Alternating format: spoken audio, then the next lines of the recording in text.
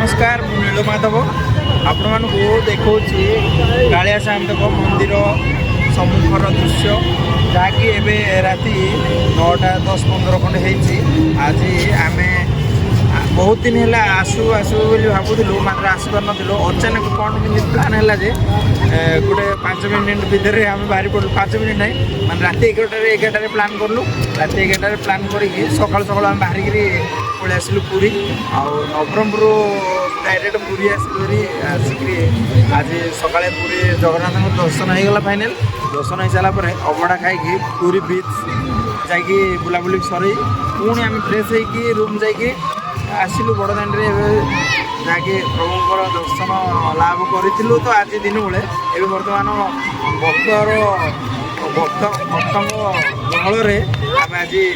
टे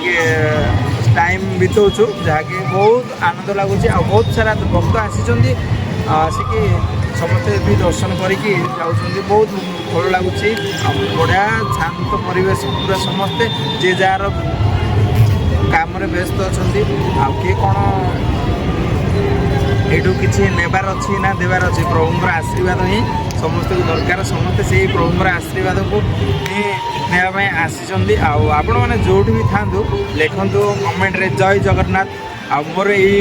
छोटिया ब्लॉग रे आपण मानू केमी लगे निहाती कमेंट बॉक्स रे कहिए मुझे भूल किसी करी मत क्षमा करेंगे मो ना नीलमाधव मु आसी कलामाधव को दर्शन करने रोची नमस्कार जय जगन्नाथ।